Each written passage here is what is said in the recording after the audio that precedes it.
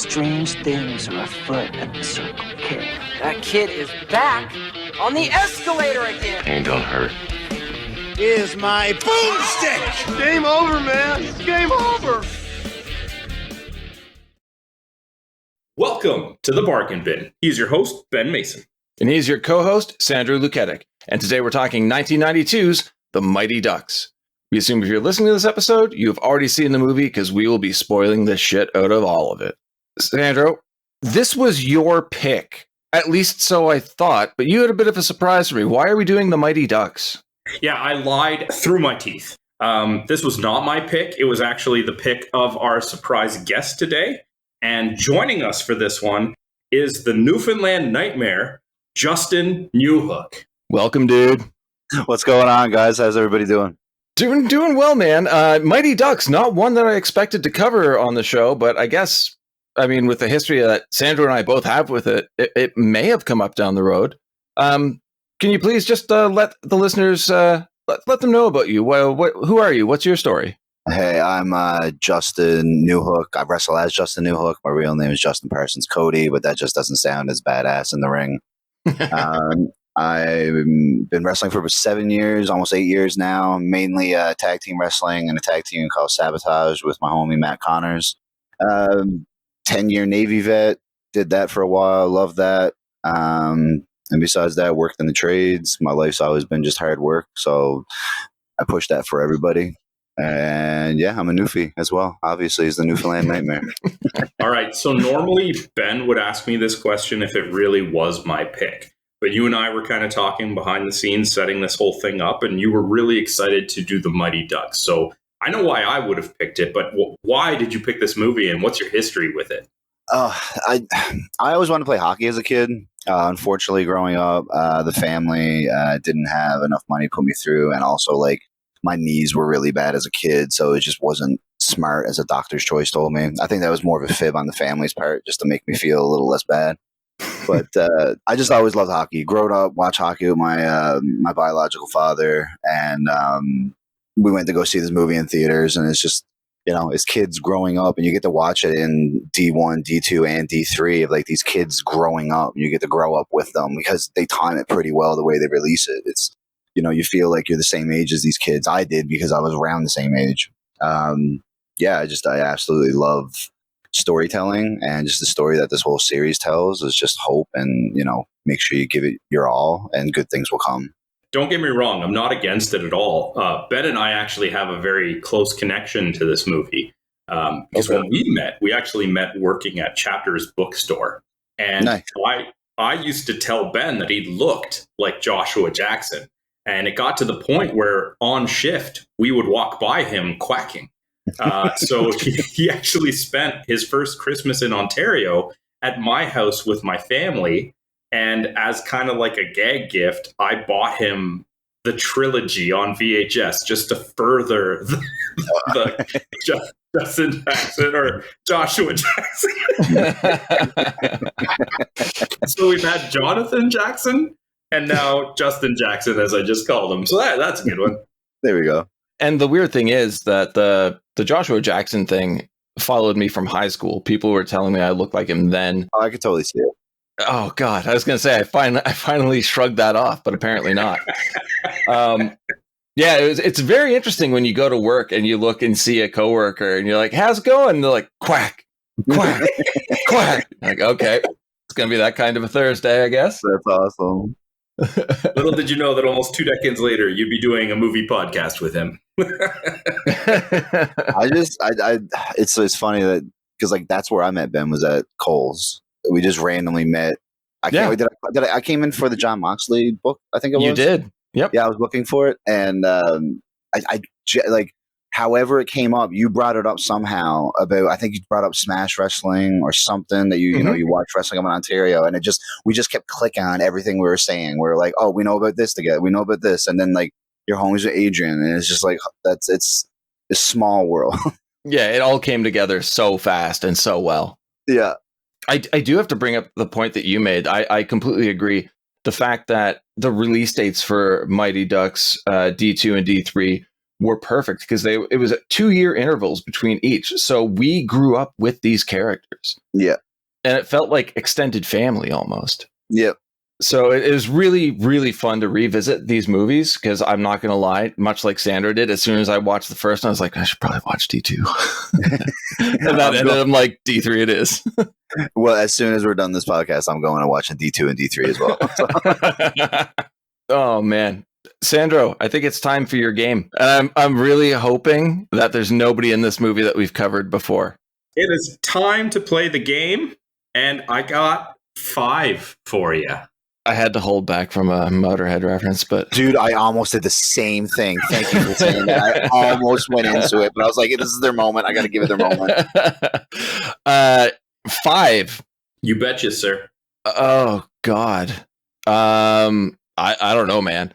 Because I don't remember us covering anything with Emilio. I'll say this, okay? It is technically 4.5 if we go by the usual definitions that I provide. I don't like that at all. Oh, God. Joshua Jackson, I know we did Cursed. Yes, that's 1. Did we cover him more than once? No. Okay, good. Everybody is only on 1 movie. Okay. Oh, Fulton. The fuck's his name? Eldon Henson in Idle Hands. That's 2. Oh. Oh. MC Gainey in Everything We've Ever Done? Nope. No, okay. Jesus. Oh God. I don't think I know anybody else, man. So you're calling it quits already? Well, tell me the names. I'll see if I can guess the movie. Lane Smith. I want to say Son-in-Law, but we haven't done that yet. No. No, what was he in? My cousin Vinny. Oh, right. The prosecutor. Okay. Brandon Quinton Adams. No idea. The Sandlot. Oh, yeah. I don't really remember that movie. Jokes about him hanging up his skates to play baseball. Sure. And the last one is Matt Doherty, and he is the half. Averman? Mm-hmm. I honestly have no idea. Heed! That didn't help you at all. Not at all. Heed. Move your giant head. Oh my God. That sounds familiar. Wow, that's So I Married an Axe Murderer. Yes. Yes, it is. Holy shit, that was Averman? Yeah. Wow, he sucked in that movie. I love this game because you're terrible at it today. Oh, I have no memory anyway. This is a horrible game for me. I'll call you one day and tell you something, then call you the next day and tell you the same thing because I have no recollection. This is a memory game for me is probably the worst. I know. That's why I came up with it. That's good content. We'll rename the game How Much of an Idiot is Ben? Oh man. Let me count the ways. Yeah, great. Yeah, we'll see where this goes. That was a fun game, but we are here to talk about a hockey movie. So why don't we do that? All right. So let's just jump right into some notes. So, guys, the film opens with the young Gordon Bombay missing a goal, which loses the championship for his team, the Hawks. I mean, what a great way to start a Disney movie. Failure and then complete disrespect from your coach. The worst. I have always had an issue with this plot point because he misses the penalty to win the game in regulation. They still lost the game in overtime. That's not his fault. Yep. They still could have won it after, but they blame it all on him. No, do they go to overtime? Yeah, they even mention it. There's like one very brief conversation between Emilio and Charlie where he mentions it, and he makes a big deal out of, a quarter of an inch this way and it would have gone in. Yeah. And then he just says kind of almost under his breath, and then we lost in overtime. Yeah, I remember that. I didn't even catch that. I love how the coach deals with the situation. And it's Coach Riley, played by Lane Smith. And this is exactly how you want a coach to be. He's like, now, if you miss this shot, you're not just letting me down. You're letting the whole team down, too. And if you read between the lines on later parts of the movie, Emilio lost his dad, and this coach acted as like a surrogate parent according to him in his upbringing. This is how he treats them. Like, holy shit, scar these Pee-wee hockey players. This guy's already got a stunted growth as he's like 2 feet tall. I mean, it perfectly describes why Gordon Bombay is how he is as a lawyer. Yeah. Because, we cut to the future where Bombay is now an undefeated cutthroat lawyer, gets reprimanded by his boss for his court antics, and ends up getting pulled over for drunk driving. I'd say 30-1, isn't a technicality? I guess, yeah. Correct. Correct. What a Disney movie. He counts it because he got laid. The early 90s were a beautiful thing, baby. Guys, the lines in this movie make me take a step back and just be like, wait, what? Because like that line from the coach, like, oh, this is a great family movie already. Yeah. And then when the cop pulls Bombay over, he's like, breath, blood, or urine, which right away is like, the fuck? but Bombay's reaction is, no thanks, I'm full. Oh, Disney was a completely different entity in the 90s. Oh yes, my it was. God. Now, guys, I don't know if you had the same problem as me, but the audio cut out for me here while Bombay's talking to his boss, Mr. Ducksworth. But I assume this is where he's told that he has to serve 500 hours of community service. Yeah. Yeah. And then his boss tells him that he is also suspended with pay because it looks bad on the company. I'm paraphrasing here, so these aren't the exact words. And Bombay replies by saying, like, the court can't stop me from working. And Ducksworth tells him, well, that's not the court. That's me telling you need to take some time off because you're entirely too entrenched in your work and you need to step away from it. So what do we think about Mr. Ducksworth at this point? You can tell he's like, it's like that typical animated Disney style of like the long gangly guy is going to end up being the bad guy at some point. I agree completely. Like, it's like looking back on it now, obviously, like when you're a kid, you don't clue in on that. But like looking back on it now, it's like, oh, you're like, oh my God, Aladdin, just, Jafar? Jafar, my God, wow, yes, Jafar. It's like, oh, you're the evil guy. You can see it now, and it's like, okay, you're definitely going to get really bad, and of course he does. But in the context of this scene, he's actually being a very nice guy. He's doing it for PR reasons. Like he says, we can't have you making the company look bad.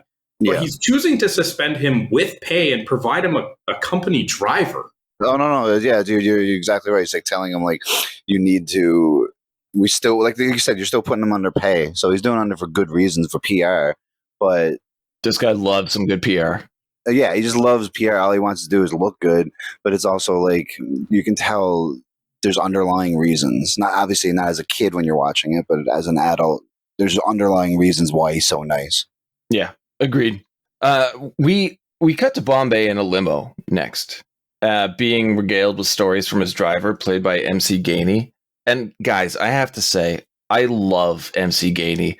He is that perfect every guy actor that you see in everything, but he's always so intimidating. So seeing him in a movie where he's just having a blast, laughing and joking, is a breath of fresh air for me. Absolutely. When he's hanging the kid upside down. Yeah. Give me back my candy. Give me back my candy, all of it.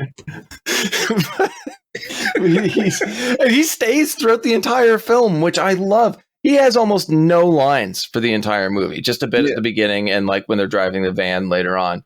But he's just there. He's got the jersey on. He's cheering for everybody. Like, this guy's having the time of his life. It looks like a live action Pete from the Goofy movie to me. He really does. Oh, that's good. That's good. Something we should cover. I love that movie. Especially considering that Ducksworth already looked like Scrooge McDuck. If you end up doing Goofy movie, I suggest my fiance, Emily, that she absolutely loves that movie. Done. So we meet some players from the District 5 Pee Wee hockey team readying a prank. Sandra, do you care to take this one? Because this prank seems... What exactly do you want me to take? It just seems so elaborate for what payoff? So they get some beans to feed a dog, follow him until he takes a shit. Then they put it in a purse that they found in a dumpster with a $1 bill hanging out of it and stick it on the side of the road so that hopefully somebody very greedy comes by and grabs it. It is, like you said, a very elaborate plan, and it's a pretty good one, except for that when the person takes the bait, in the most stealthy move possible, they run out into the middle of the street to laugh, and then are kind of caught aghast by the fact that he sees them and starts chasing them. Well, yeah, you went out into the open and started laughing. At the same point, what kind of man driving a car is going to stop by and be like, oh, there's a purse with a single dollar bill in the middle of the street. This seems legit. Open it up. Not look inside. Just ram your hand into it and be like, oh, this is dog shit. You're like, yeah. The fuck do you think it was going to be? Like, elastic wads of money? Like, come on, dude. And then, yeah, he chases him. The chase is funny, though. Like, him going through the tube and he keeps slipping and he kept on tripping over things. I don't know why I still found it funny. At 36 years old, I'm watching it again, and I'm still laughing at that scene because they speed it up, I think. I think that's why it's funny. And him taking the nut shot on a girder and falling in the mud. Classic. I actually don't like this scene that much. I'm kind of with you on that one, but why? It's because they speed it up, and then if you just look at it in the context of the entire movie, not to say this movie is necessarily super realistic, but this feels so much more like a cartoon than the rest of the movie. True. My problem with this scene is that dude was willing to stop for $1. And when he got tricked, he chases the kids. Now, if you're in a neighborhood where $1 means that much, that guy left his car in the middle of the street with the door open in park. That car's gone. I will say, when you're just driving by, you see a bill, you don't necessarily know if it's a $1 bill until you actually get it. Yeah, it's not like in Canada, you can tell by the color. Yeah. True, but you walk up and you see $1, you're like, may as well. May as well. I do think it would have been fantastic if he went back to his car and it wasn't there. Exactly. That car was stolen for sure. That would have made the scene so much better. And like, but they slow it down this time. Instead of being sped up, it's like half speed as he's walking up, and you get that slow reaction of no. The guy just cruises by in his car and slowly looks over at him. Apparently, this is early '90s Disney, so that guy's flipping him off as he's. I was gonna say, flipping the bird is like quack, quack, and that's where they got the chant. So, cut to a frozen pond where District 5 is like practicing, I guess. They're just kind of flopping around on the ice. But it's a fun intro to Goldberg, the goalie, who freaks out when pucks are coming at him. Like, even saying things like, you almost hit me that time. You're like, well, yeah. That's the point. Exactly. This really highlights the point that you were making about that dollar being valuable, because these guys did not have money for equipment. No, God, no. You want to talk about equipment? Nobody would let them play in any of that. No. Can you imagine a Pee Wee League? See these people come in with like newspapers taped to their legs as pads? Yeah. They're not going to let them play in official games. No. One's wearing a football helmet.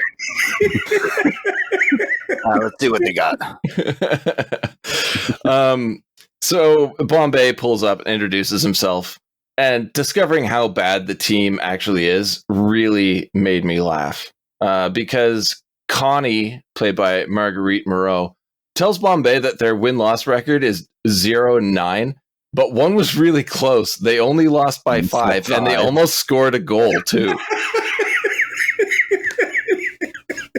That still makes me laugh. I think that's hilarious. And it's punctuated, I think you'd both agree, by the fact that Bombay finds out that their last coach suffered a heart attack. And you're like, yeah, it makes sense. Yeah, absolutely. The best thing, they're like, oh, he hurt his arm. And of course they don't understand what really happened. So, yeah. When he realizes, and it's just like, oh, heart attack, great. Yeah. Next up, the kids mob Bombay's limo.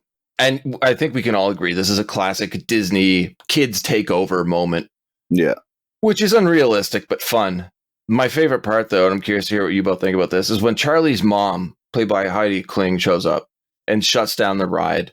Did you notice the first thing that happens when Bombay sees her through the windshield? No. He grabs Charlie by the collar and slams him into the limo floor. I'm literally going to go back and watch that after just for that scene because I don't know how I'd ever pick that up. Oh, dude, it's like, Charlie, it's your mom. Bombay grabs him, and that kid eats shit so hard onto that floor. And the best part is, after assaulting her son, we get this classic love interest setup between Bombay and Casey Conway.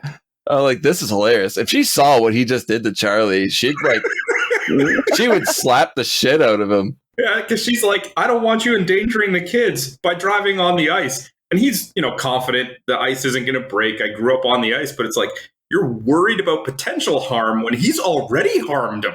Dude, in real life, that kid has a black eye, if not a broken nose as well. Concussion, too. It's just like, hi, Mom. It's probably still as good as the rest of the team. Actually, that somehow improved his abilities. Yeah.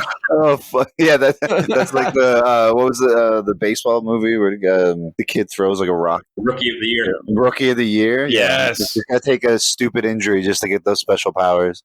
Well, I mean, it's a special team when Gary Busey is your coach, or he was the mentor.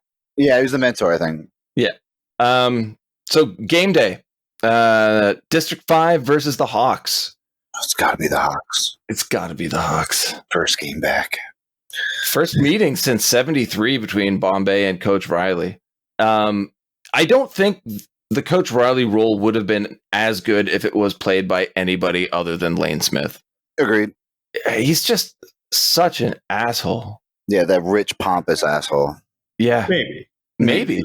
Well, even when they're both looking up at the pennants along the ceiling. Thank you for bringing that up. Yeah. Man, I wish they'd take that one down. Don't you? What a prick move. What a absolute heel turn easily. Like, not a turn, he's clearly a heel, but just like ramped it up with just that one little line. Yeah. It's a great line and an amazing delivery. Especially considering it comes out of nowhere. Because at first he sees Gordon, he's like, oh, he came back to see your old coach and this and that. And then just out of nowhere, he's like, yeah, I didn't stick it into you today, so I'm just going to make this comment. We do get a reference to the new star player, Adam Banks. And I'm totally convinced there's no foreshadowing here. He's the top Duck scorer in the trilogy. Yeah. Fulton, we see for the first time in the crowd. We'll get into Fulton a little bit more in a bit, but I forgot he was introduced into this movie so early. Sorry, go ahead. No, I was just going to say the same thing. Like, I forgot as well, because I always remember, we'll get to it, but the alleyway scene. Yes, exactly. That's what I remember, but it's right. He's introduced twice before this. It's like at the arena and then another time. There is a line spoken here by one of the Hawks that completely caught me off guard. I don't know if either of you know which line I'm talking about, so I'm just going to ask openly. Did anything here sound weird to you? At the beginning of the game? Yeah. I remember they skated up and said something at the bench, which pissed off the guys, the kids, and they tried to jump over the bench, but I can't remember what he said. Well, the Hall brothers are on either side of another player, I forget whom, and one of the Hawks goes, "What is this? The Oreo line?" Oh yeah! As soon as they skate up for the opening face-off. Yeah. It was like, holy shit, Disney! This was a different time.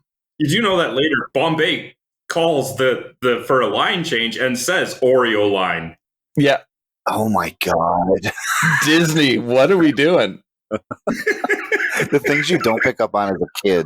Oh my god! Well, that's the thing too, because I was talking to a friend of mine who had just shown this movie to his kids for the first time, and he didn't really remember it. And he's like, when that line came out, I was like, "Holy shit!" And he just looked over at his kids, and none of them picked up on it. He's like, "Oh my god, thank God!" We finally get to see how annoying Averman can be.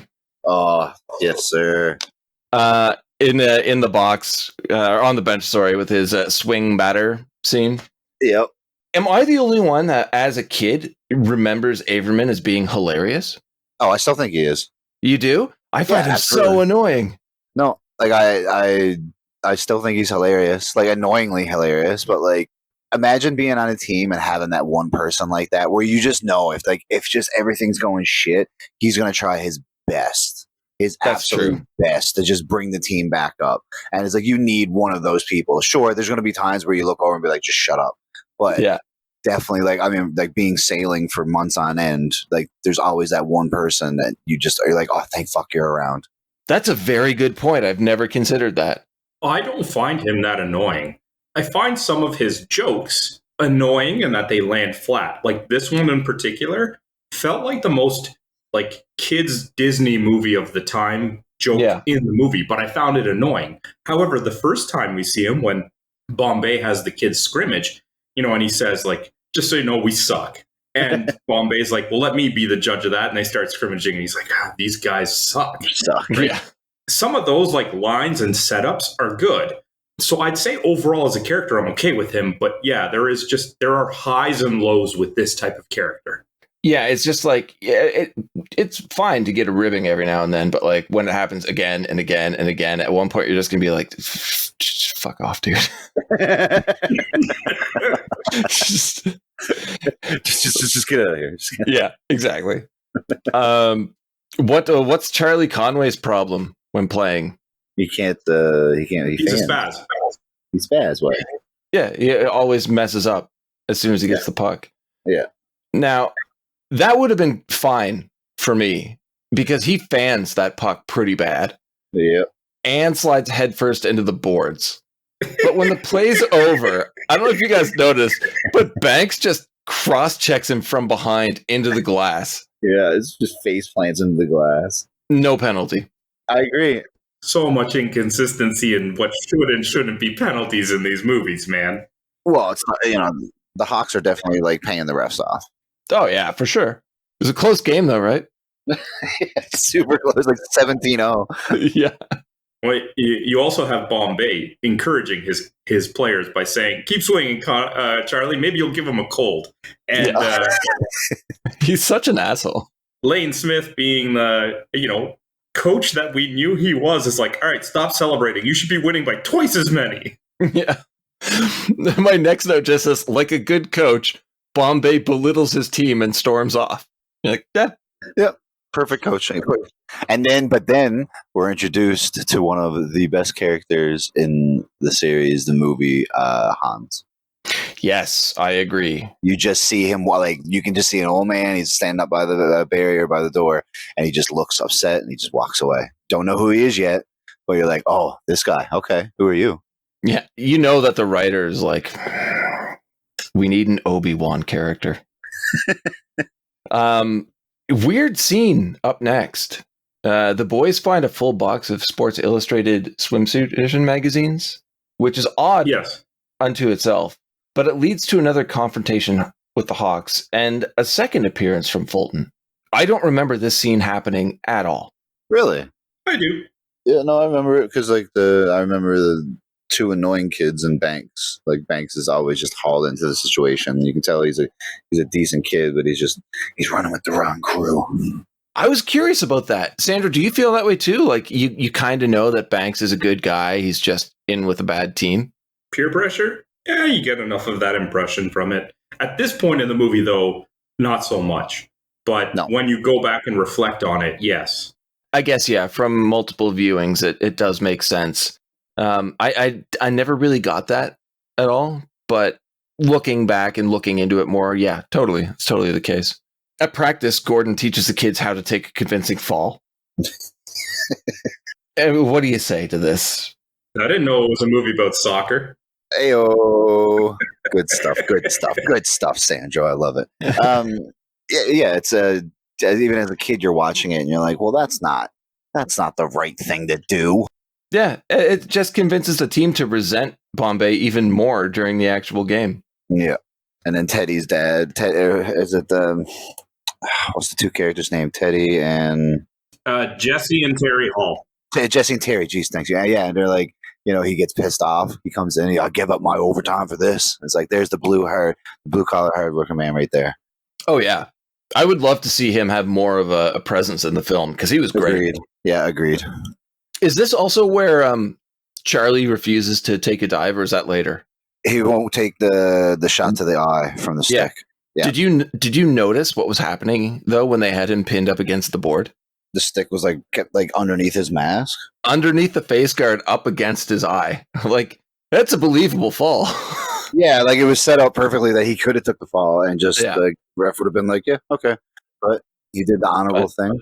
Yeah, he kicks the puck out, and then Gordon is yelling at him in the locker room after the game when Jesse and Terry's dad comes in and berates him as well.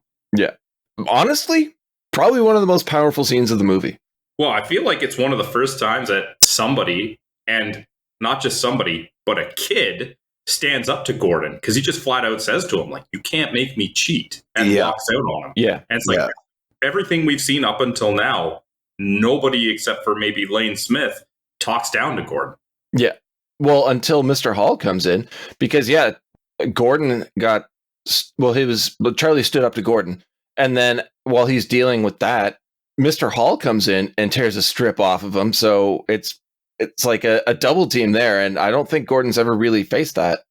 No, he's used to being the best and being able to just stand his ground, and now he's getting attacks from both sides that he's not used to. And both sides attacking him are supposed to be on his team. Yep. Yeah.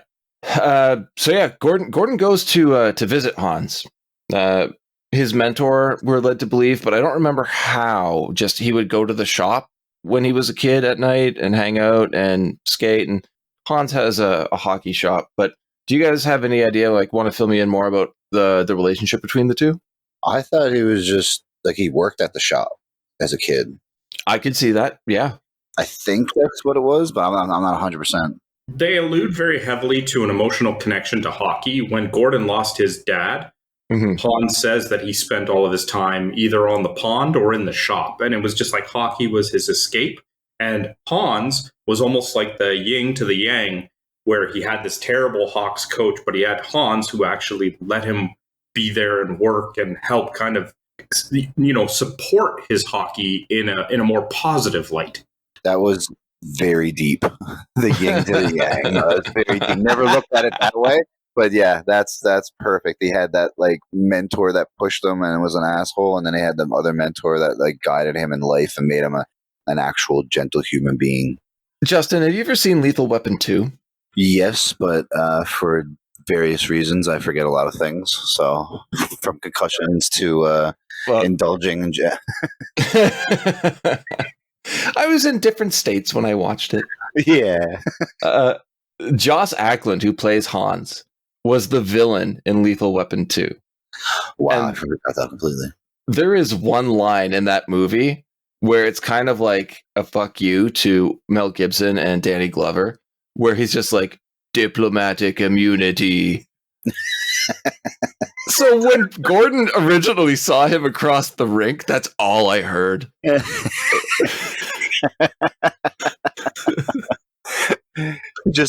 got a random clicker in his hand. There's a bomb somewhere in the arena. And I was just like, oh, that bastard. And then he turns out to be the heart and soul in the entire film. Yeah. But yeah, it's a great scene. It's a really, really good scene, and it's a super effective one, Sandra, like you said. Reminding Gordon how much he loved to play hockey as a kid and how he needs to show that to District 5.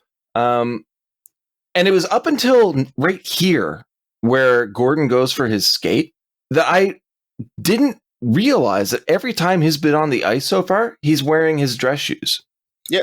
Yeah, it's the first time we see him in skates other than when he was a kid at the beginning. Yeah. What else would he be wearing? Skates? Yeah, but up until this point, he's not only not been in skates, but has implied and suggested that he hates hockey. I know, but still, have you ever, come on now. You've walked on ice. I assume you've worn dress shoes a few times. You're not staying upright. So you think that he should have been wearing sneakers or something? Just, I wouldn't be surprised if he was just standing off to the side. The door was open, but he wasn't on the ice. Fair enough. Yeah, but I also didn't grow up on the ice. I don't know when it's okay to wear dress shoes or drive a limo on it. Fair enough. You just know, okay? And for the record, you can always drive a limo on any density ice. Science. Yeah, exactly. So it's time to apologize to Charlie and hit on his mom. So, can we just before we get to that scene, even as a kid, the opening of that scene where he goes to Han's skate shop and he's just walking up this random path and it's like this big castle. Like, I just never understood. It's like, where's the driveway? Do people just walk down from the woods? Like, how do cars get there? Like, I was just so thrown off as a kid. And even to this day, like, I watched it today and was like, okay, that's what, if someone buys a full set of gear and they got to walk down this path, that's brutal. I completely missed that.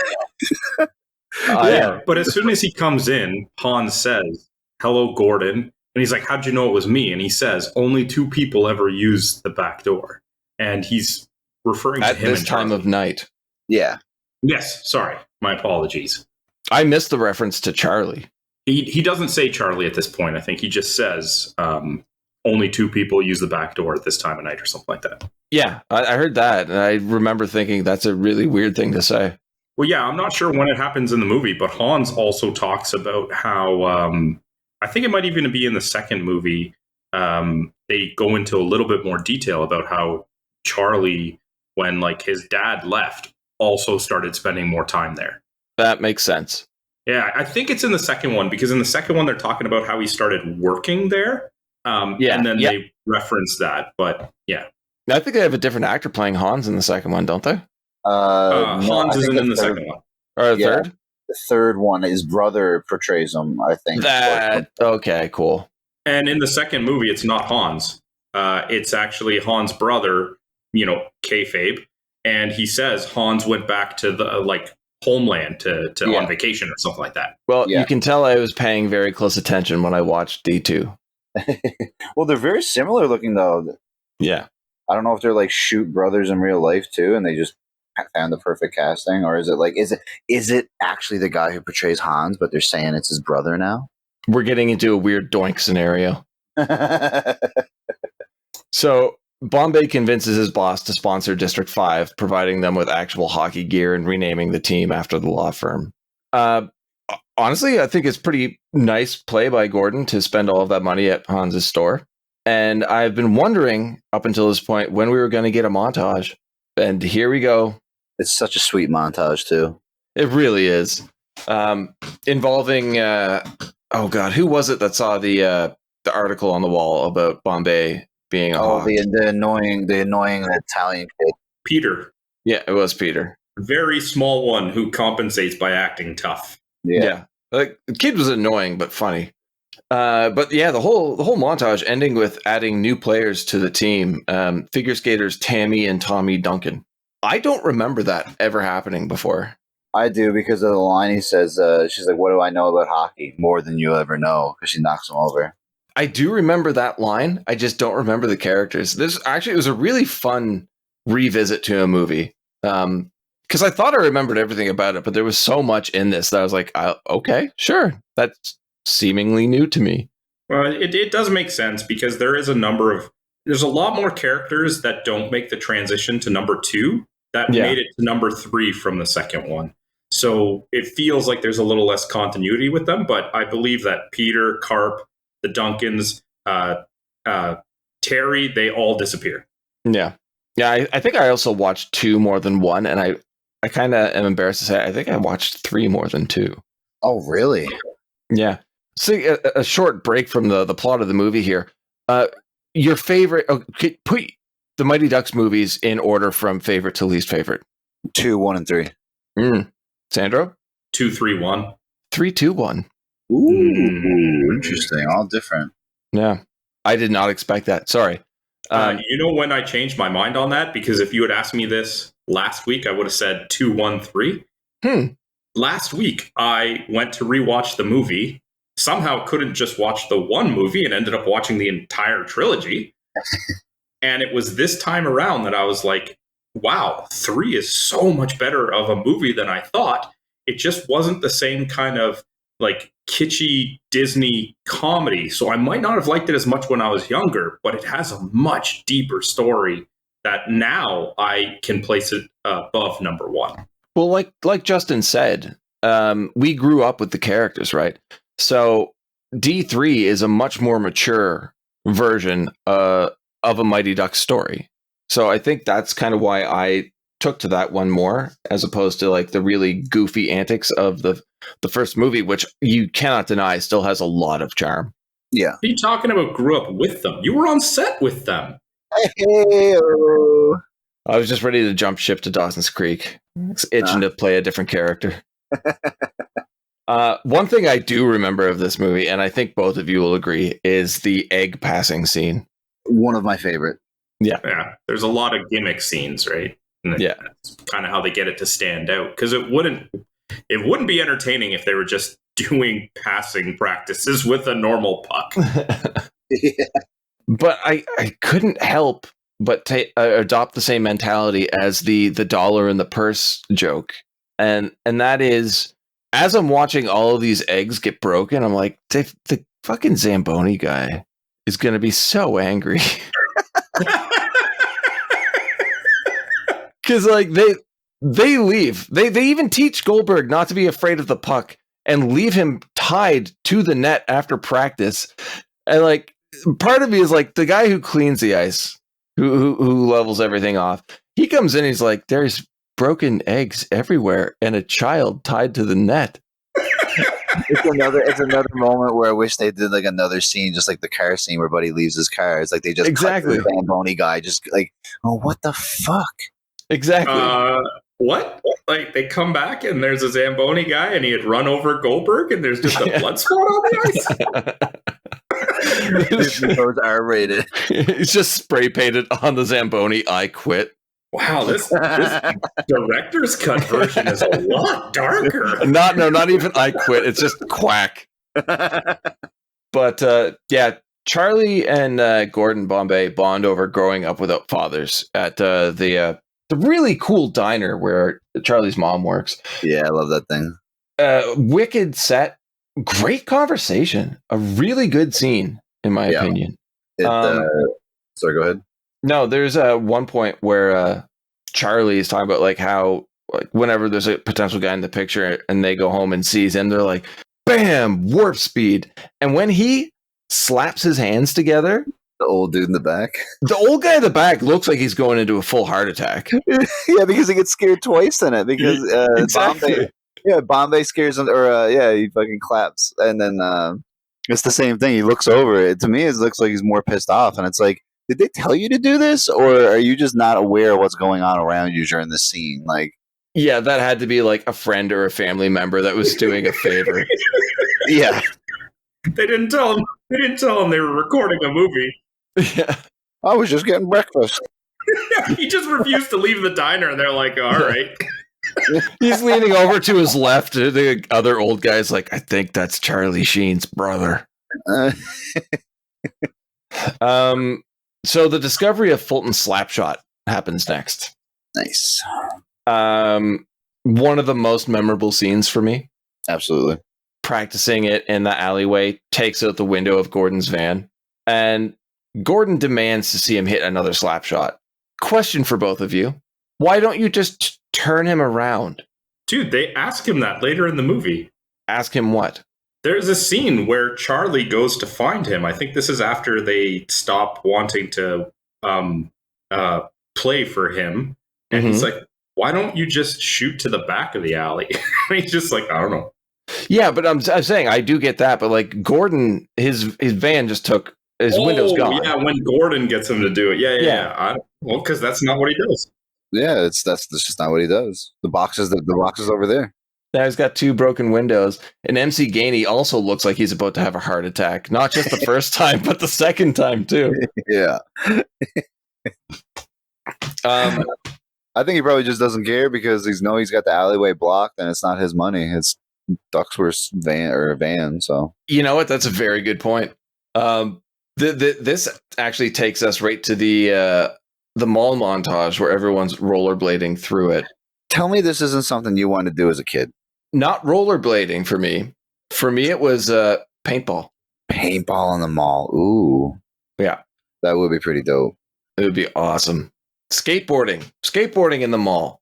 I was not a very good skateboarder. I was only good in Tony Hawk. So but that's the perfect thing, Justin, because they took him there because he couldn't rollerblade and they were going to teach him. So in a skateboarding movie, you've been like, I don't know how to skateboard. And they're like, well, just do it in this giant mall full of people. Yeah. We'll teach you. You'll learn or you'll die. The choice is yours. And he tackles those stairs really well. I love watching it back because like after watching as many movies as both of us, all three of us have. Sorry, Yeah. You learn techniques and ways to hide people and stuff like that. So as soon as it goes for the stairs, they cut far away and his face is down. And then when it cuts to him, when they zoom in, it's only on the legs and stuff. And then you don't see Fulton's face again until down at the bottom when he's doing his arm waving. Yeah, and it's just good stuff. It's multiple cuts, so even if you do see the face, you can't focus on it long enough. No, it's just a split second. Yeah, it's smart filmmaking. Yeah. Now, if this were realistic, that guy hits stair 2 and eats shit and just rolls down the rest of the staircase. Yeah. And then, like, just takes out the old lady's legs. Instead of hitting her into the pool, just, like, cracks her legs. Now, the best part about that to me is when he actually checks that woman into the fountain. Oh, the pure like look on her face afterwards. Like she's dressed all to the nines. Of course, it's the 90s. It's the mall. It's a special place. She's dressed all to the nines, and then just like wipes her hair out of her face with that shocked look. Oh, sorry. There's no repercussions at all. No. And that's the question I have here is why would Bombay take them to the mall to do this? You go big or you go home, man. And there's no way this is the only collision that's happened. Hey, how entertaining would the movie be if when Fulton told him he can't skate and Bombay's like, is that all that's stopping you? And then it cuts to an empty parking lot and him just slowly being pulled on rollerblades. Can you imagine? He's like, I can't skate. And then it's just a shot of the van pulling away and he's still standing in the alley. Yeah. It just bails on him up. I got time to teach this kid. Yeah. Stick with football. So unveiling the new jerseys and the new name, the Ducks. And I have to say, I love the tactic of intimidating the shit out of the other team by letting Fulton take practice shots on the ice. Oh, good tactic for sure. Great psychology. Oh, yeah. They make a go of it too. They're like, all right, dump out an entire basket of pucks. Like nobody's going to miss what is about to happen. Yeah. Although once he starts shooting, like he's like breaking glass and stuff. So I guess they would have noticed anyway. Yeah. Yeah. So the Ducks' first game ends in a tie. Any points you guys want to bring up about this game? Who was this against? Oh God. The Cardinals? No, I don't think it was the Cardinals. No, and I know the second game where they forfeit was against the Flames because those jerseys were the ugliest jerseys I've ever seen. I thought it was the Cardinals because I was pretty sure that we just watched a scene. Oh yeah, we do see the Cardinals. Them to be the Ducks, and he's like, well, you'd rather be District 5, some stupid number, and then I think it's Peter is like, better than some stupid animal or bird or something, and then I'm like, oh, and their first opponent is also a bird. A bird, right? Yeah. Also, if you go back and when they're like they pan out, the name of the town that they're in. Do you remember what's painted on the wall? I don't. It's Coon something. And I'm just like, does Disney just not give a fuck about references and like do they not do back checking on anything? Like they're getting away with a lot of something, like a lot of bullshit here. Oh, I can answer that. No. Yeah. We know how respectful old Uncle Walt was back in the day. Yeah. Yeah, no, there's resonance of opinions of the past peppered throughout the movies, the Disney movies of the early 90s. One thing I do want to bring up is the sound effects as they're playing hockey. Okay.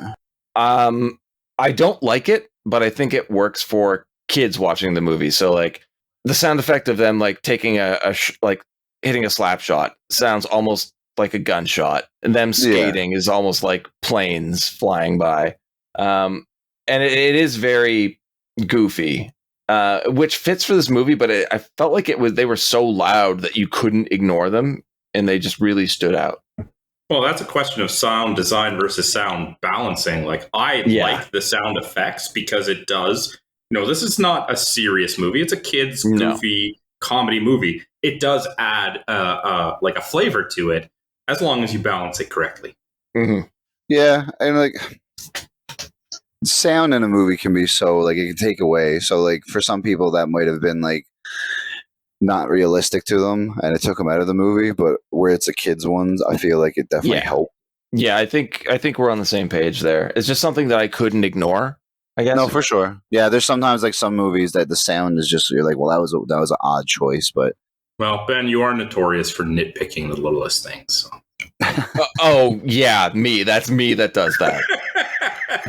Oh, also, I just Googled the name of the town that they were in for the Cardinals. It's actually a legit town, Coon Rapids in Minnesota.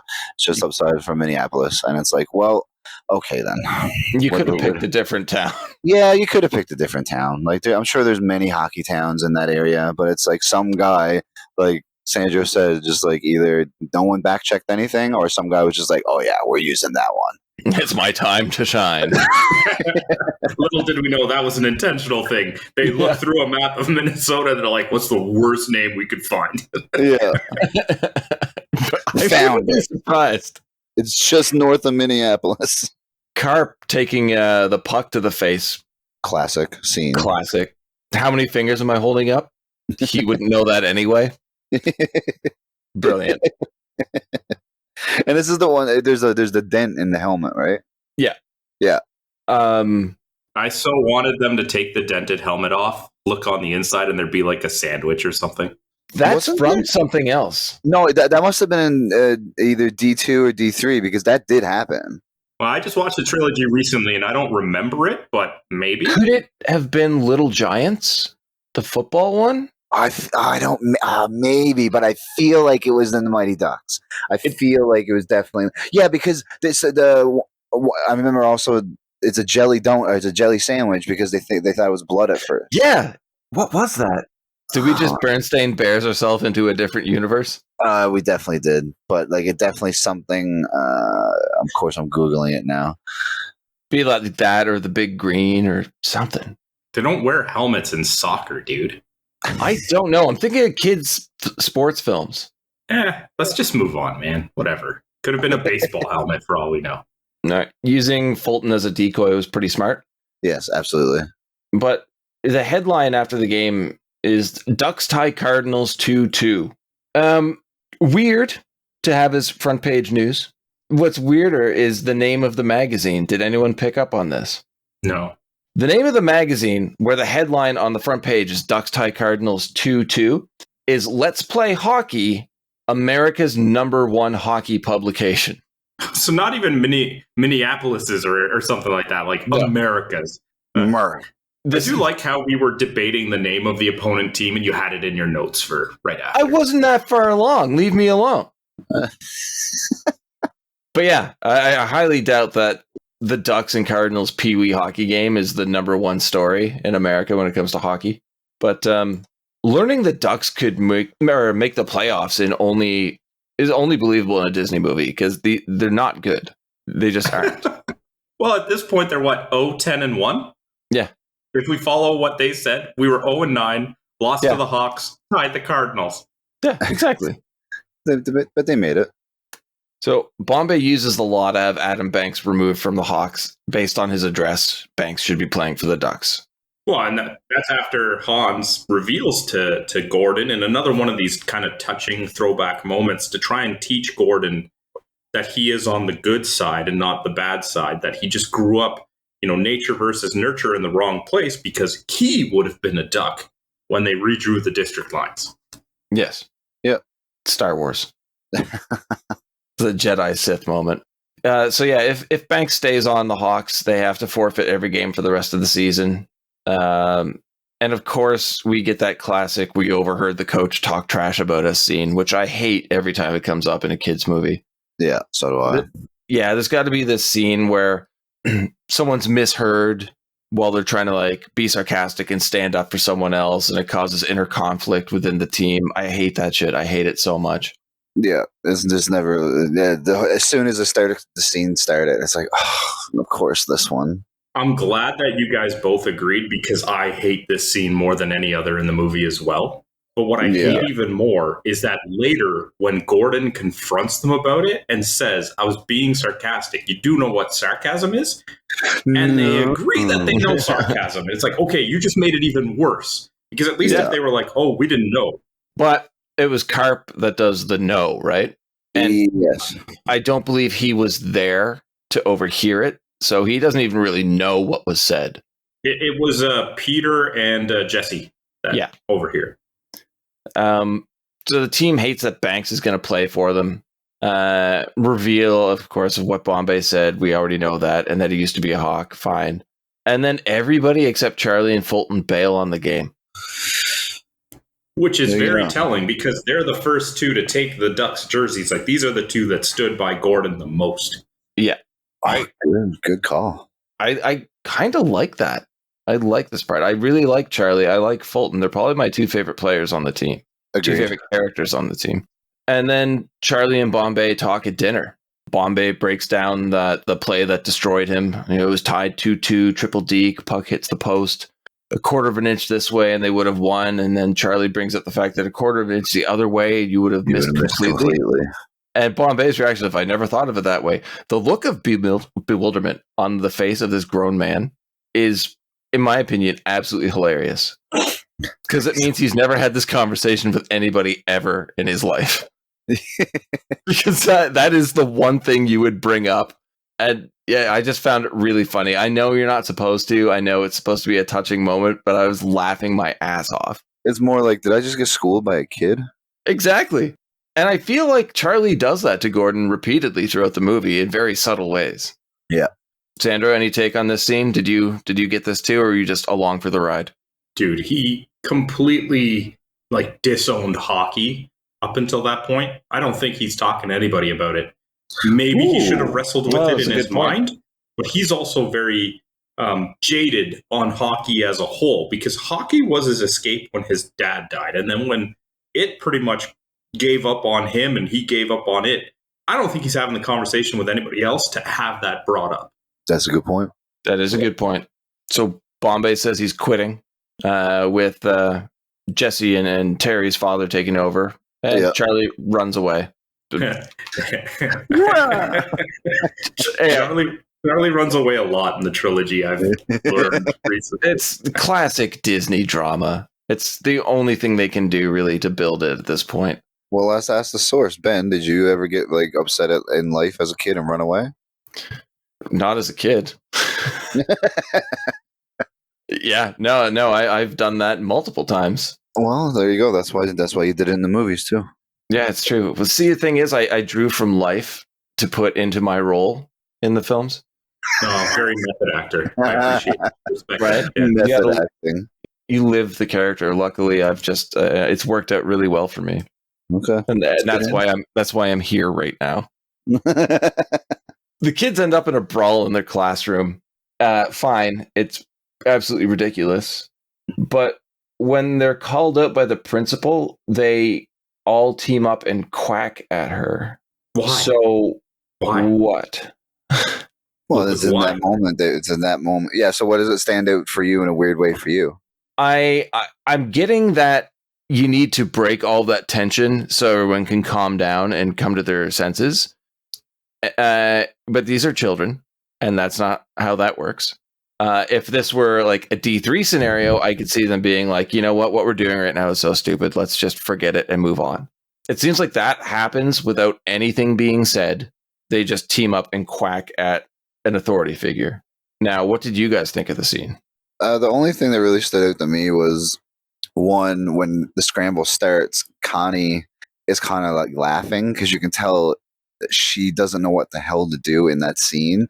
So she's definitely like breaking the fourth wall. Either the director saw it and was like, we're not shooting it again, or he just didn't pick up on it at all. But she's like kind of giggling while everyone else is trying to fight. So that stood out to me. And then also, I just always found it funny when everyone sits down and Joshua Jackson, is just like, and he just does like the spin and just stands there like, well, I guess this is my fate right now. Sandra? What stood out to me is that the principal is one of the few actors that shows up in another movie in the trilogy as a different character. That stood out to you when you were watching this movie without having seen the other two? Yes, I am clairvoyant. Okay, but finish that statement though. Who was she in the other movie? Oh, she returns in Mighty Ducks 3 as is it like Miss Madigan or something like that? It's a minor role, like it's a one scene thing as well, but it's just kind of interesting that she shows up as a different character. There's another person who does the same thing in 2 and 3, but I'll bring those up later. Okay. The meeting between Bombay, his boss, Coach Riley, and Banks' father. Sandra, you take this one because it just seems ridiculous to me. If you remember it.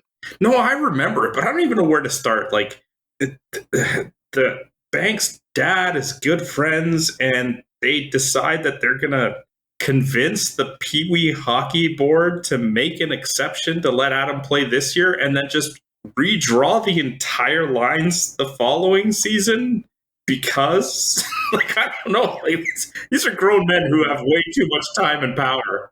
Yeah, it's like Bombay even says, like, you bribe the Pee Wee Hockey League, and his tone is like, "Are you serious?" Like we all they're all lawyers, and they all realize like how you can break the rules and get away with it. But it's like this is how low you're going to stoop. And the fact that the plan, which is absolutely ridiculous, hinges on Bombay dropping his suit or his complaint. Well, so we've worked everything out as long as you agree to not do what you think is right. Yeah. And like the way I looked at that was like if the league doesn't have any paperwork to prove that it happened, then they can get away with like changing shit the next season. How much money is changing hands in this deal? Yeah, but they need Gordon to drop that suit.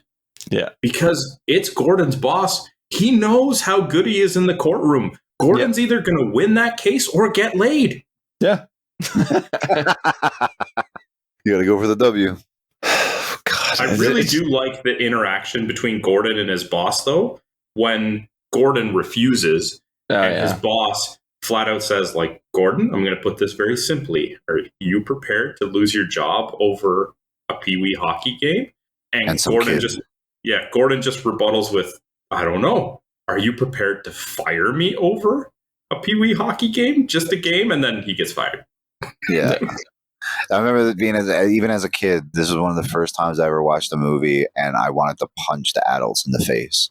That scene made me just be like, you asshole. It's a good one. It's a very good one. Honestly, one of the top contenders for my most memorable scene. You might have bought this jersey, but you didn't earn it. Yes. It's such a good quote. Oh, got him right in the feels with that one. Yeah. So the newly unemployed Bombay visits his team in school detention and rallies the troops for the next game and a shot at the playoffs. So everyone's unified. Loved it. Banks enters the locker room and they're like, fuck this, and just storm out. You're like, what are we doing? Not Charlie, though. Charlie, who maybe should have the biggest gripe with Banks because Banks gave him that cheap shot after he fanned the shot. Yeah, exactly. Just goes and offers him his hand. He's like, welcome to the team.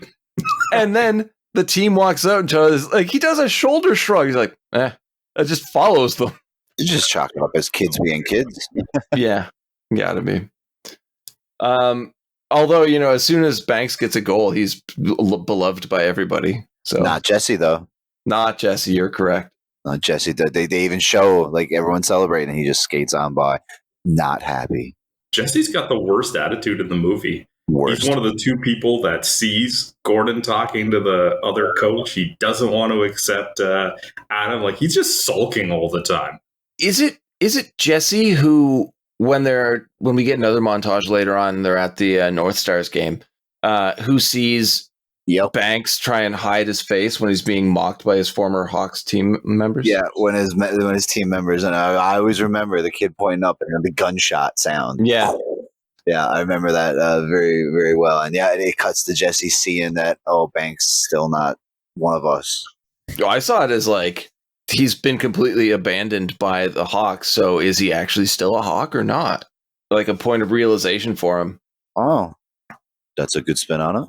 Yeah, it could be a completely wrong one. That's just how I saw it. No, it's good. Nah, the facial expression that Jesse has is very kind of aggressive. Oh. Yeah. All right, so I am wrong. But yes, Fulton gets the game-winning goal, and they're now in the playoffs. So that puck ripped through the net. Yes, sir. If it hit any of the players, it could have been a disaster. And that's something that I keep thinking every time he takes a slap shot in this game. I'm like, how many kids would have been injured if we saw like a full season of Pee Wee games with Fulton on the ice?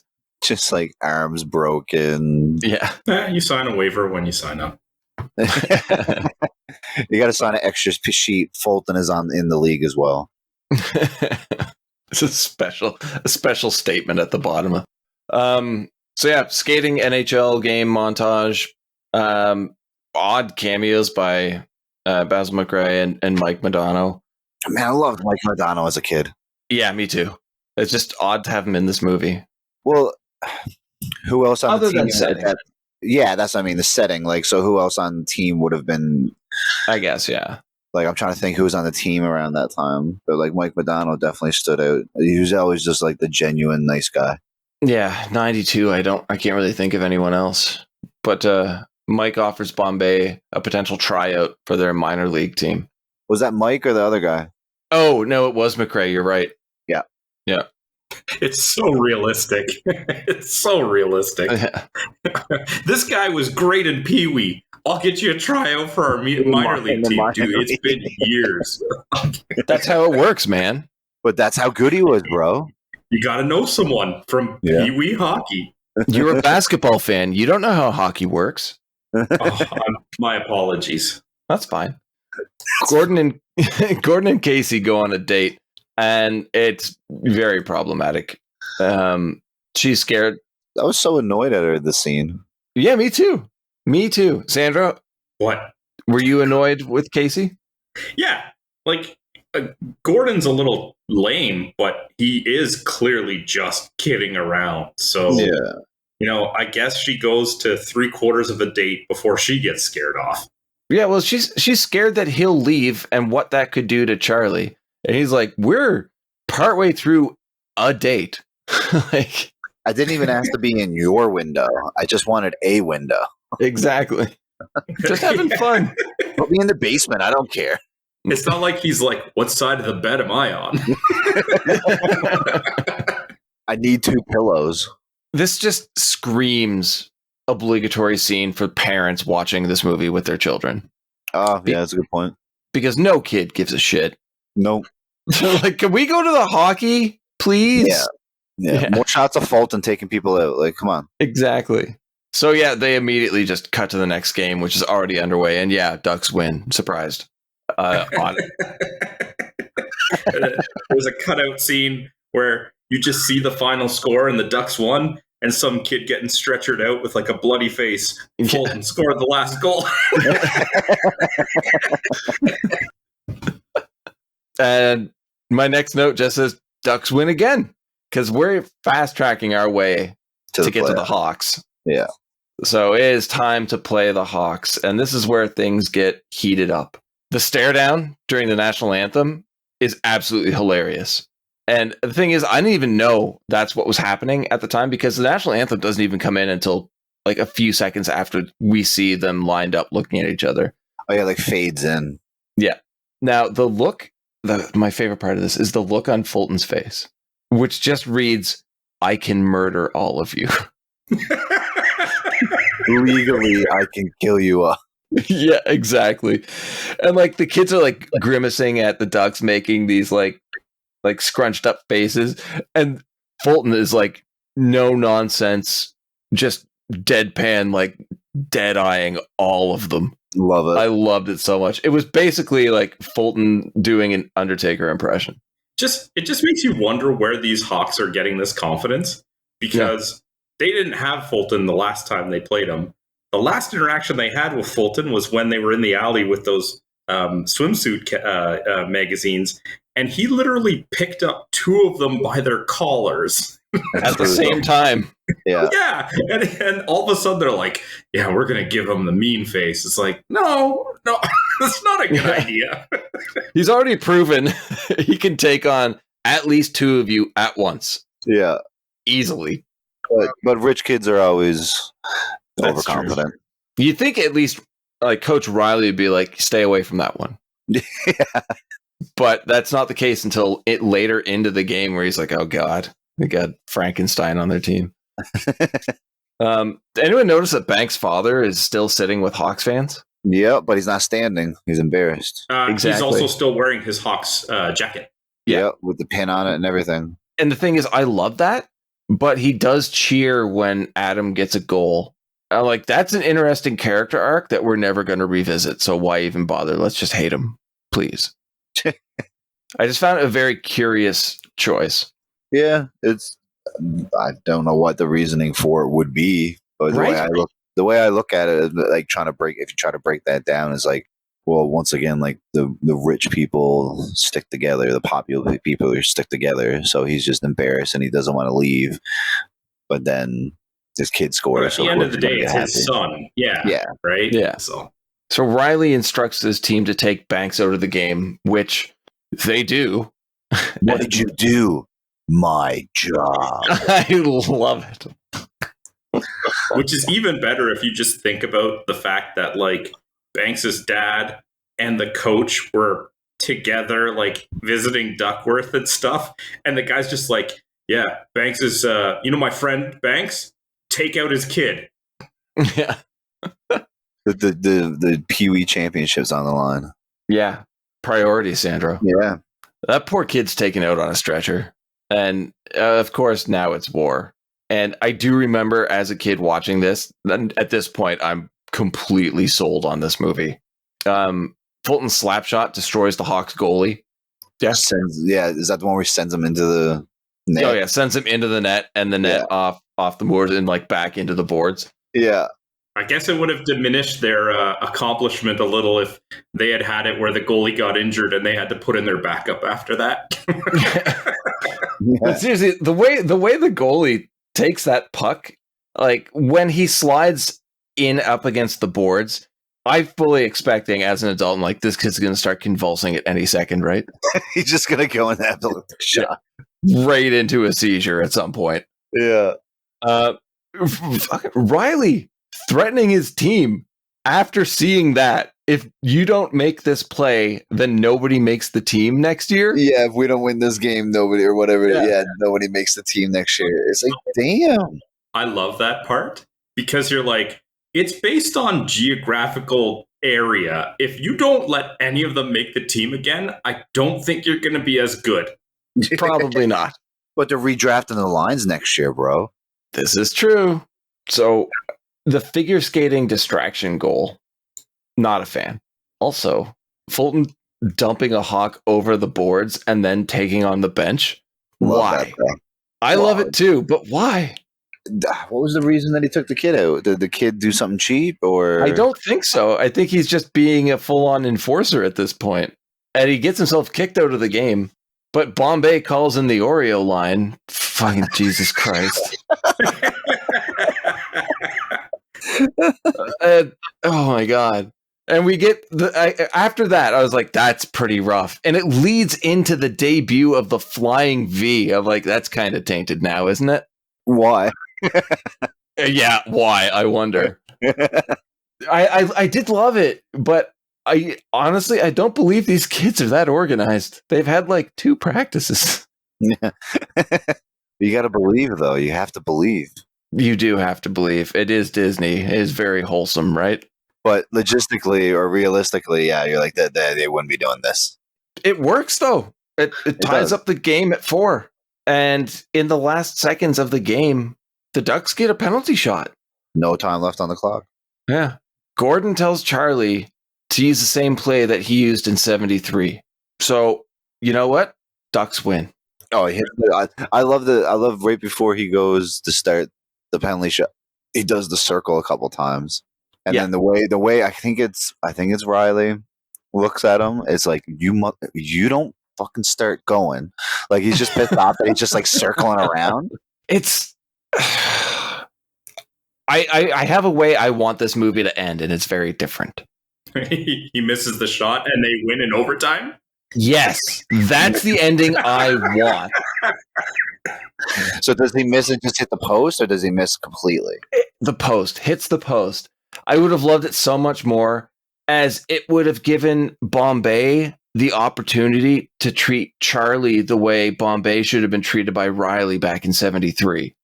Oh, I'm with you, because if not only that, because this is Charlie's only goal in the movie. Yeah.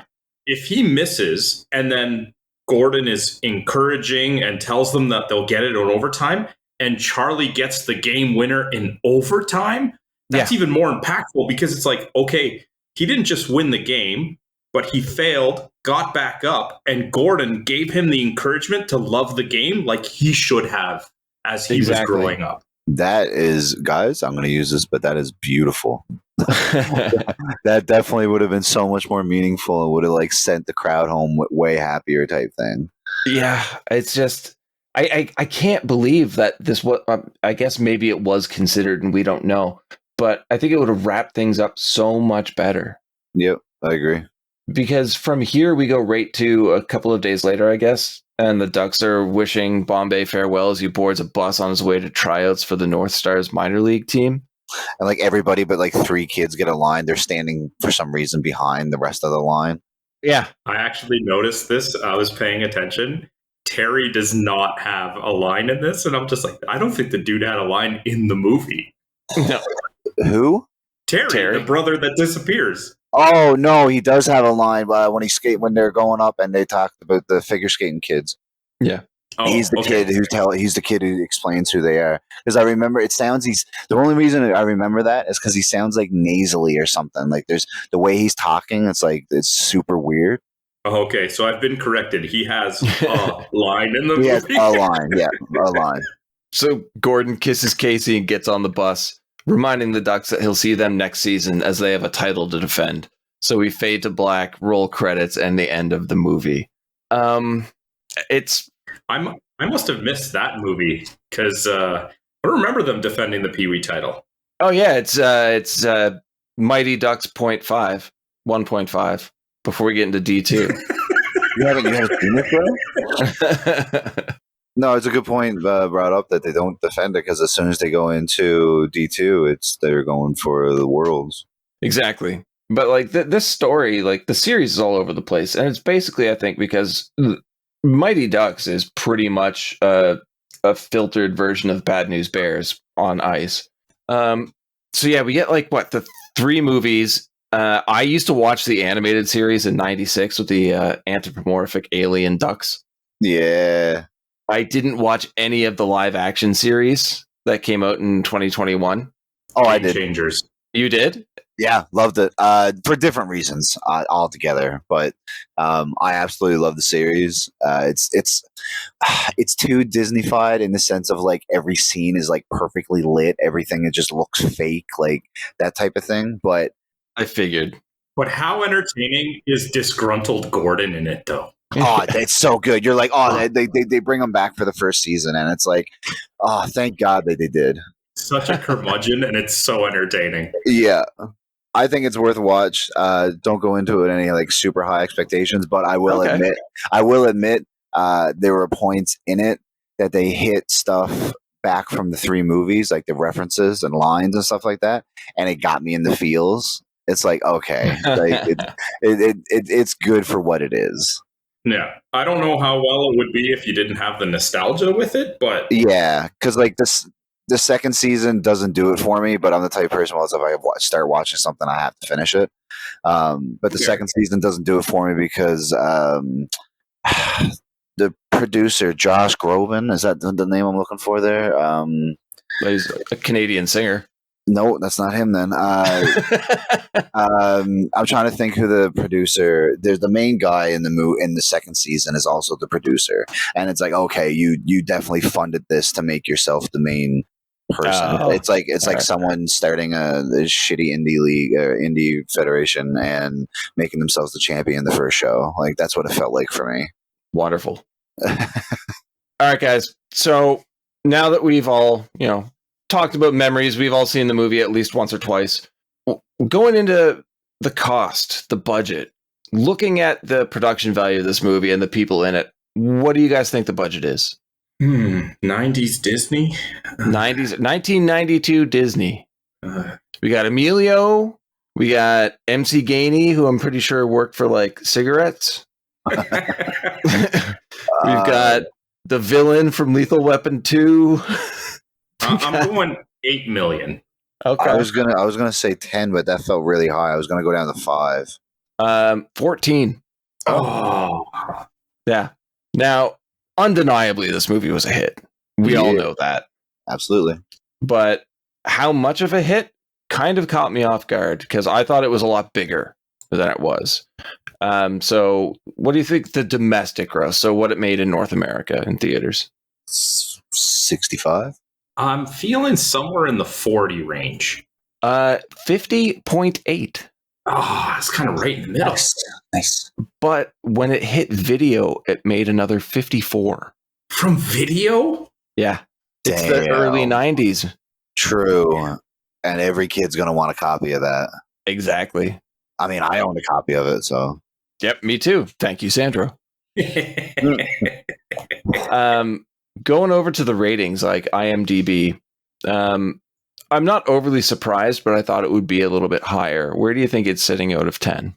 7.2. 6.8. 6.5. I was guessing 7.5 myself. Yeah, but we know how they can be. The internet can be. Well, we're gonna find that out a bit more so here with the tomato meter and Rotten Tomatoes. But the percentage of positive reviews from critics, 90. Mm-hmm. Oh, I was going to go lower. That's fine. 46.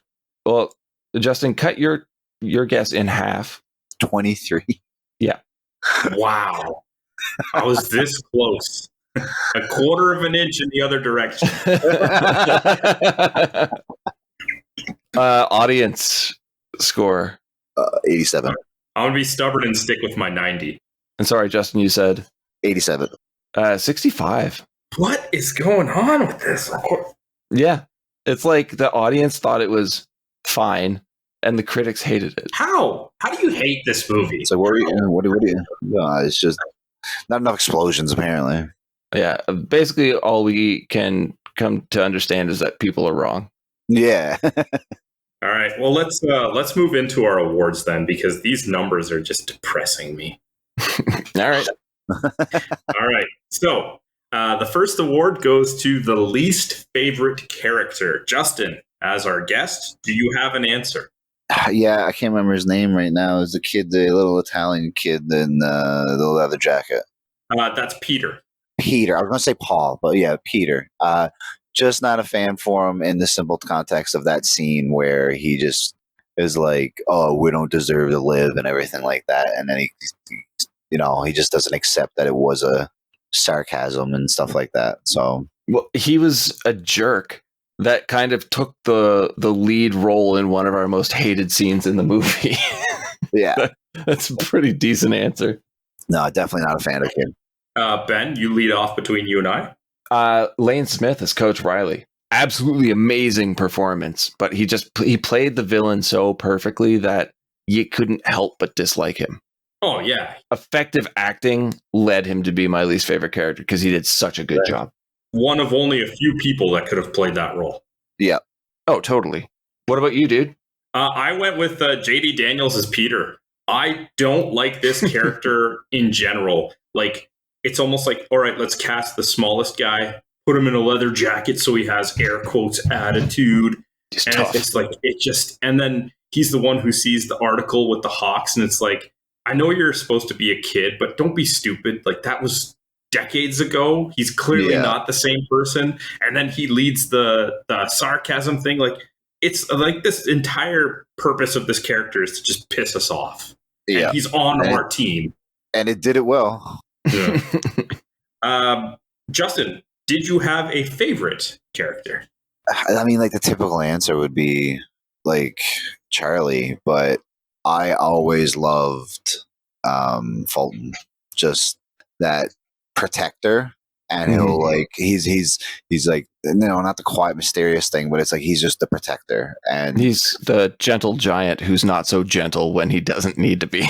Yeah, and it's just like absolutely when it calls for it, he will destroy people that he loves, and it's like, yeah, I respect that. There's a part of me in that as I got older. It's like I'm not some tough guy or anything like that, but if someone messes with someone that I love, I will go to no bounds to protect them. Yeah, and who doesn't love Goldberg? Life, apparently. That guy's had a rough go. Did you hear? I just saw that they put out I don't know if it was on Netflix or I don't know where it was, but they did a documentary of his comeback type thing. Like he's clean now and stuff like that. So I definitely want to check that out. Yeah, me too. He was in a bad place for a long time. Very. It was painful to like see the pictures of him. Yeah. Sandro, favorite character or performance? I'm fairly certain kid me would have never said this, but watching it now, Emilio Estevez is Gordon Bombay. Best character arc, best actor.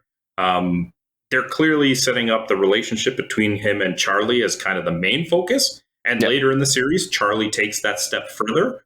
But at this time, Emilio is the main character, and for good reason. Yeah. Good point. Good. Yeah, he was very, very good, but at the same time, we had to expect that from Emilio. If you've seen as many movies as I have, you've seen him in many roles, but they're all somewhat similar. He tends to play this character a lot. Well, I'm not going to diminish it because of the expectation. No, I know. I'm saying that's why I didn't end up picking him as favorite character, because to me it's watered down because I've seen it so many times. But I had to agree with Justin. I went with Eldon Henson as Fulton Reed. And for that reason too, because he played that mysterious character where the mystery slowly unraveled and everyone was scared of him, but they learned to befriend him because he's a great guy. And I just thought he was fun, especially in a kid's movie. Like when I first saw this, I found him intimidating. Yeah. And the story was written so well, the character written so well without much time spent on it, that you warm up to him as he warms up to them. And he's just lovable. I mean, who doesn't love the Bash Brothers? The best. Well, I love them, but they're not in this movie, Ben. Half of them are, but we don't know it yet. I know, but like you didn't know that watching the first movie, Ben. Character progression going through that I love. All right, so our next award is our favorite or most memorable line. Justin, did you have one? We brought them up throughout the conversation. If you were a quarter inch the other way, you would have missed completely. It's like, damn, that's a great point. And then also just love if you keep swinging, you're going to give them flu. Like that's just a cold. Sorry, I give them a cold or whatever it was. It's just like it's such a random one-off line, and you're like, what? And then it cuts away and it goes to something else. But yeah, for some reason that stands out. Yeah, those are both good choices. Ben? It was a toss-up for me. I decided on quarter inch the other way for obvious reasons that Justin's explained. But I really did enjoy in the diner scene where Charlie and Gordon are talking. And Charlie just says, she has many fine qualities that men find attractive. And Gordon's response is, I'm aware, Charlie. The fact has not escaped me. And I love it because it's a perfect example of how Joshua Jackson was already a great actor at 13 years old. He was holding his own with all of the adults whenever he had to. No, of course you're going to praise yourself. Well, honestly, it's because I'm fucking awesome in this movie. Look at how good I was. But if you analyze it, like the way I approached the scene, not many kids at the time were doing it that way. And I felt like when you're on screen with Emilio Estevez and the fact that you can match wits and talent with somebody who's that much more experienced than you are and kind of come out shining more so, why not do some self-promotion? But no, it's a quarter inch the other way. Okay, then. So my selection was from Lewis the driver. Oh, God. MC Gainey. He has so few lines in the movie. But when the kids are terrorizing the limo and they're grabbing his candy and Gordon's trying to settle them down, he says to Gordon, I could kill one of them just to set an example, sir.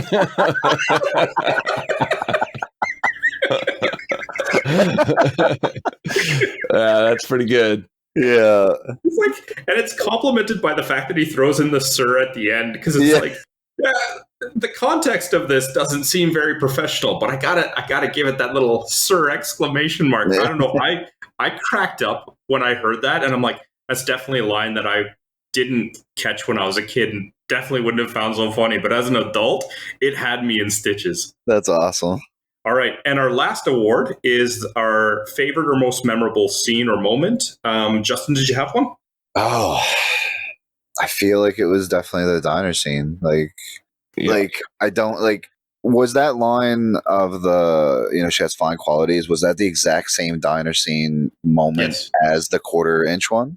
Or was it 2 times they were there? No, after they talk about the 1/4-inch, she brings him like his coffee or whatever he had ordered. Asks if he wants a coffee, right? Yeah, so just that scene completely it just like locks in. Like, and I never really looked at it this way, but the way Ben brought it up was this 13-year-old kid holding his own with a really great actor. And it's like, I never looked at it that way as a kid or even just today, but that's how it does stand out. It's like this kid is killing it and making you feel emotions more than the adult is.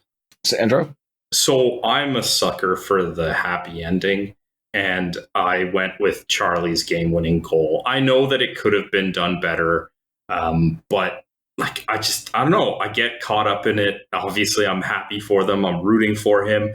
I think the fact that he doesn't have a single goal in the movie before that just kind of heightens it, because Charlie is the heart of the team. He's the one that stands up for Gordon with Fulton the most, and just having him, his only shining moment on the ice, be the game winner. I'm a sucker for the happy ending. I love it. That's good. Yeah. I can't lie.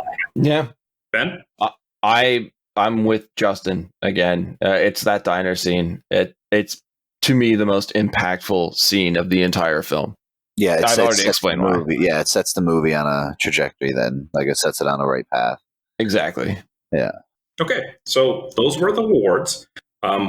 Any closing thoughts, final recommendations in regards to this movie, Ben? I mean, it's a classic. Is it the best of the series? To some, yes. For me, no. But it's mandatory viewing. A definite recommendation, if only to see where certain actors got their start. But it really is a heartwarming, team-building Disney film. Like, you don't have to be a fan of sports movies to enjoy The Mighty Ducks. It's just a great, great film filled with wonderful moments, some really funny scenes, great dialogue. Like, there's not a whole lot in this movie you can complain about, and you can toss it on at any age and still find something in it to enjoy. So 100% a recommendation. All right, Justin?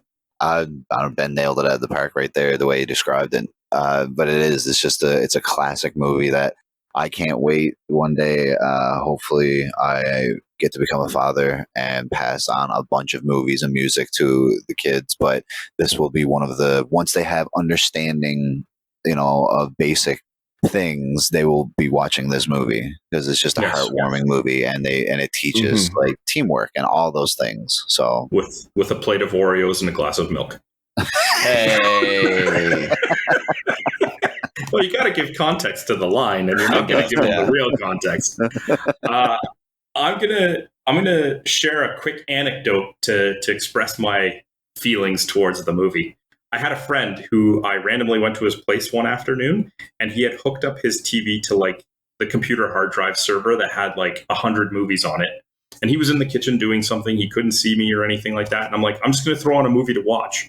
And I hit play, and from the kitchen, I hear him just shout out, "Was it Mighty Ducks?" And I was like, how did you know? Yes. It's that opening sound. Yeah, I love this movie. So that's our thoughts on the Mighty Ducks. If you guys want to share your thoughts with us, you can hit us up on social media. We are on Twitter at BSBargainBin, Facebook.com/BSBargainBin, BSBargainBin.com, and of course the YouTube comments section. Justin, just want to say thank you so much for joining us. And if you would like to quickly just kind of, tell our listeners again who you are and where they can find you, we really appreciate you being here. Yes, thank you so much, man. It's been an honor, honestly. I know we've been trying to do this for a while. And hopefully now the schedule is going to open up a little bit more, because we have to come back for 2 and 3 of the series. Yeah. Yeah, it's just been an honor. This has been super fun. A lot of podcasts sometimes is like, just asking the same questions, but like this has nothing to do with wrestling. This is just legit movies, which I've grown up loving my entire life. I used to work at Jumbo Video when I was a teenager. Yeah, that dates me, you know what I mean? But it was an amazing time working there because I got to watch so many movies, and I would go home after a night shift, and first thing I'd pop on a movie, and then get up in the morning and pop on another movie. But yes, I am Justin Newhook. I am an independent wrestler for the past 7-8 years, and I absolutely love it. You can get me on Instagram at the Newfoundland Nightmare, and that's all I have. I think I have Threads now too because it comes with Instagram. And you can get me on Justin Newhook on Facebook. This has been truly an honor, and I look forward to doing more with you guys. Awesome. Thank you. Now, you won't be here next week, but I will be, and I have to ask Ben. Yes. What am I watching next week, man? Ooh. Since Justin's not going to be here, I'm going to still have some of his influence on the episode. So, Justin, I have 2 movies in mind. I'm not going to tell you the year they were released or the titles. I'm going to tell you the 2 genres, and you're going to pick which movie we're covering next week. Oh, fun. Are we going action or are we going comedy? Well, we went more of a comedy this week, so let's go action. So, next week, we'll be talking 1986's Cobra.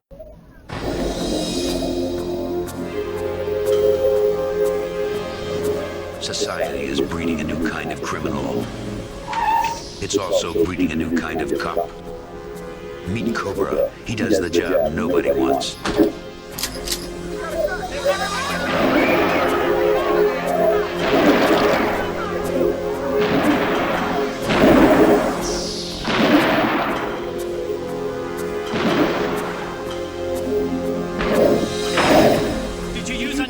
Deadly force.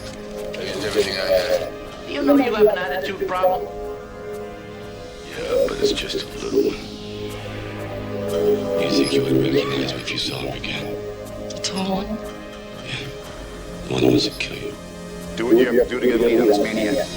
And if I find him, do what you do best.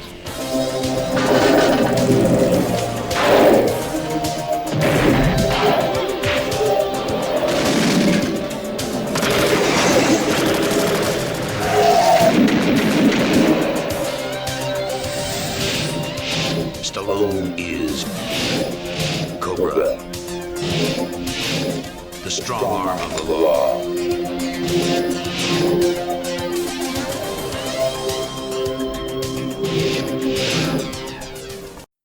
What? I love it. I'm going to go watch this now. Until next week, have a good one. Breath, blood, or urine.